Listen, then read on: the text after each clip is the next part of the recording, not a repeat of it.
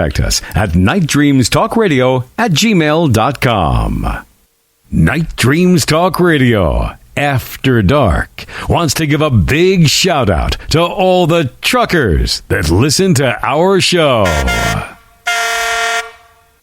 Night Dreams Talk Radio Network brings you the World Paranormal News with James Creechbaum. Now, the latest news.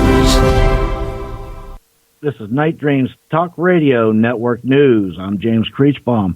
An Australian man dies, and after an hour and a half, he woke up. One of the inhabitants of Australia survived a clinical death right in his sleep.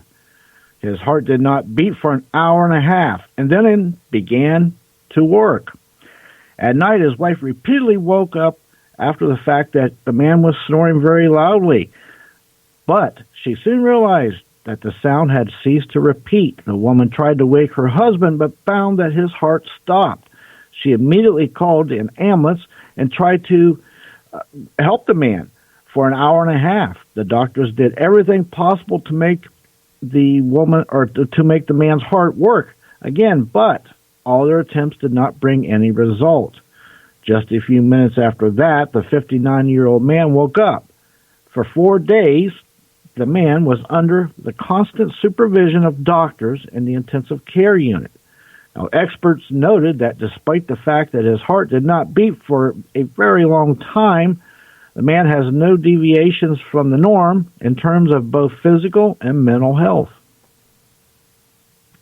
An architect creates ultraviolet protective Batman suit that could supposedly kill the coronavirus. With coronavirus creating fear across the globe, as many people are worried about getting infected, one Chinese man has come up with a new concept suit that he says can kill the virus before reaching the wearer. Architect Dae-Young Sun created the Be a Batman suit, which is a fiber frame with thermoplastic material in the shape of bat wings and is designed to be worn like a backpack. It's like having a bubble or protection against the virus. The ultraviolet lights on the suit heat up enough so that they can kill infectious pathogens that are in the air, keeping the wearer safe from the virus. Now, he added that much more work needs to be done on this concept, especially with the engineers. Exquisite dinosaur-age cockroaches discovered preserved in amber. These are the oldest cave-dwelling animals ever discovered. Until now, the history of cave-dwelling cockroaches was known to go back 65 million years ago. But researchers have long suspected that cave-dwelling roaches might date back to the dinosaur age.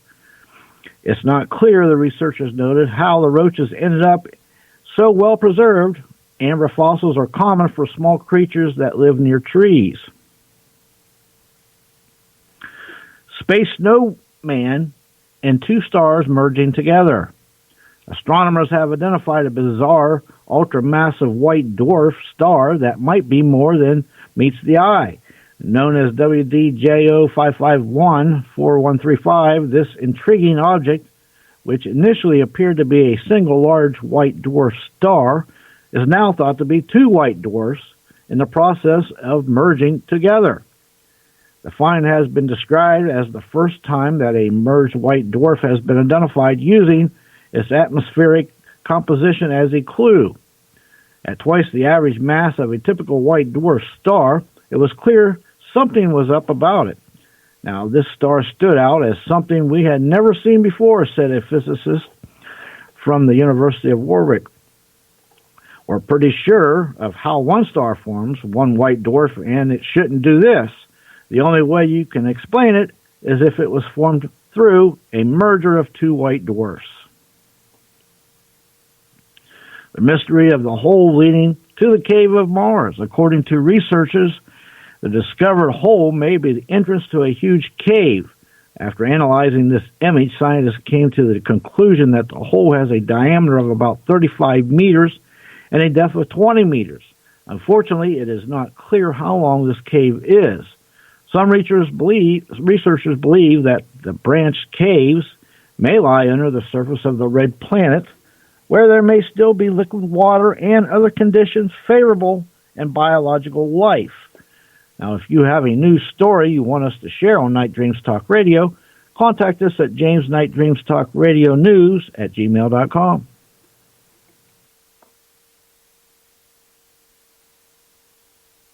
Point station, like a cosmic tumbleweed, both north and south of the Pleiades.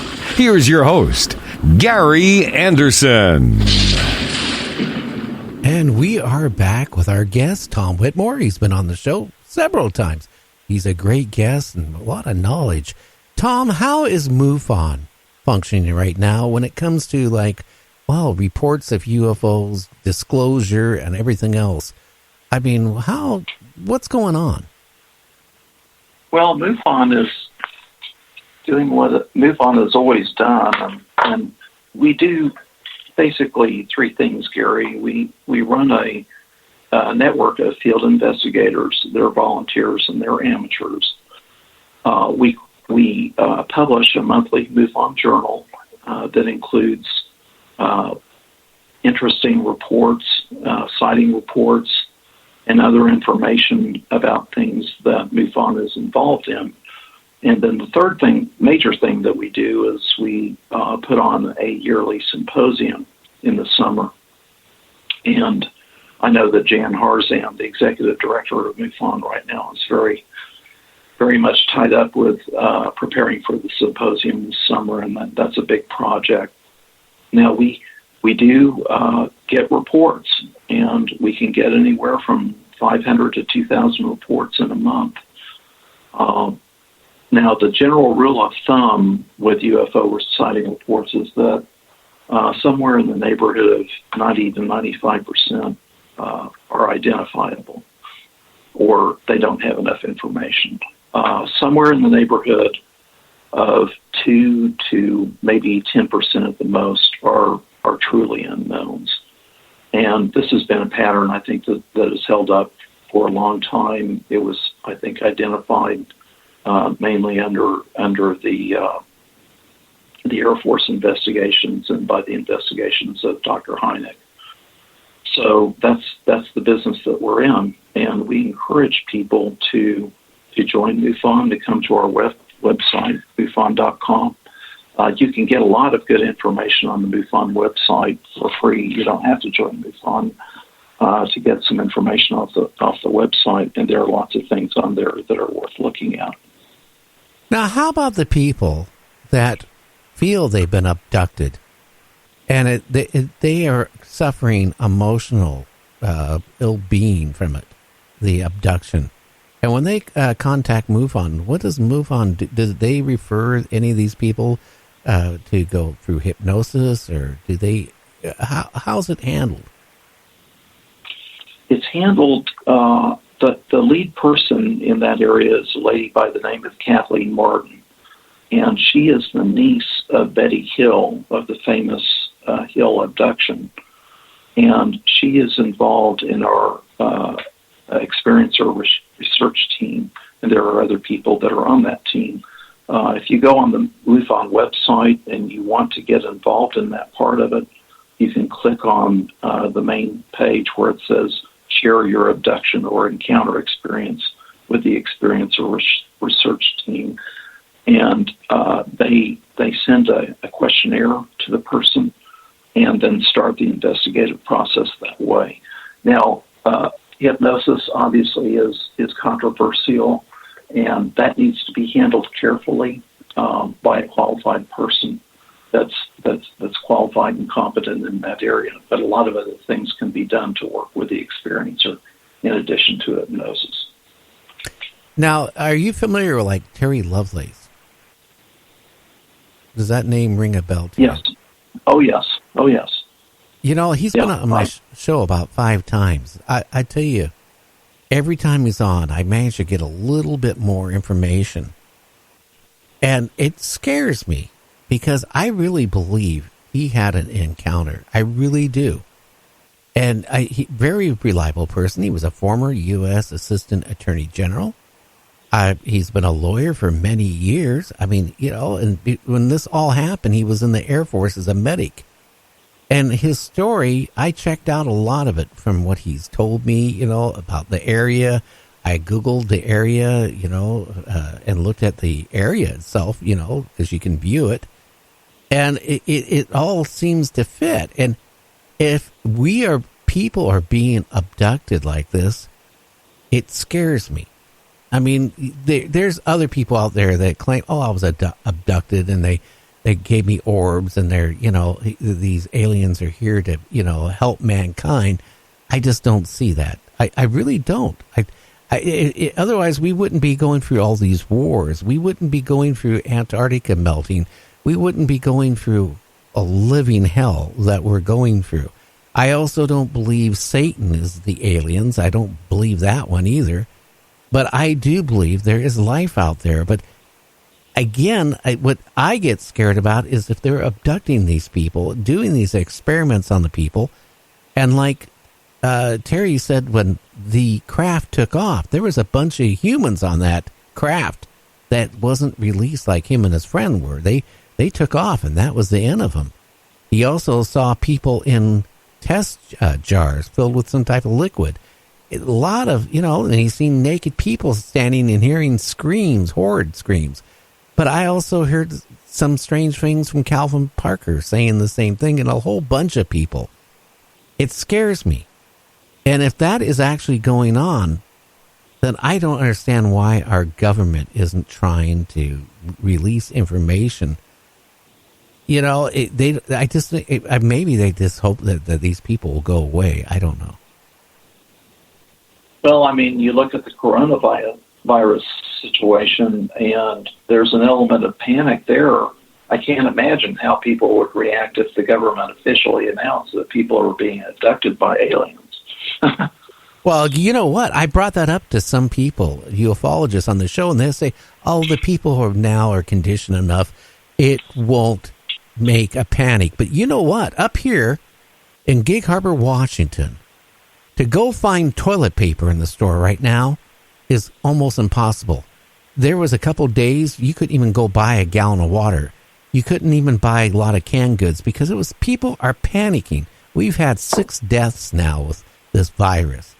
And if people are responding and panicking this much over that, could you imagine, honestly, Tom, if they came out and said, yes, people are being abducted, we can't stop it, we don't know what to do, you're on your own. I don't know. I don't know how people would handle that.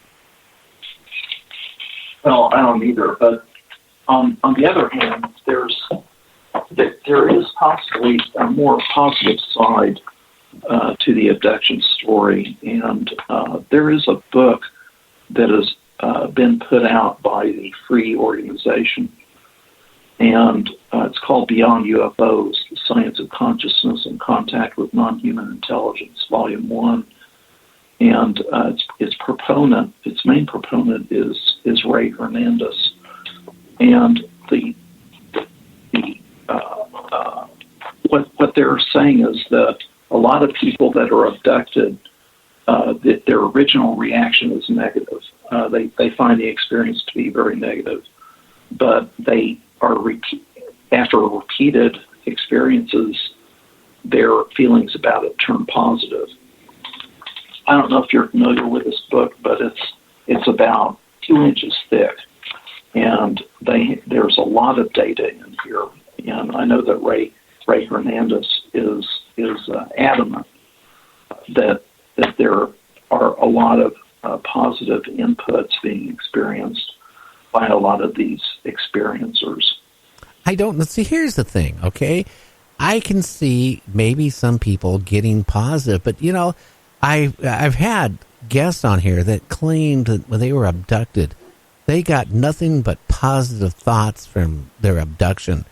That, go and spread love to your human friends and care about each other. I hear stuff like that. But it just, I could say the same thing and I don't have to be abducted. But I can honestly tell you, if I took you while you were walking to the library and pulled up next to you in a van and had a bunch of people drag you into the van and then take you to a warehouse and strap you down on a table and start doing things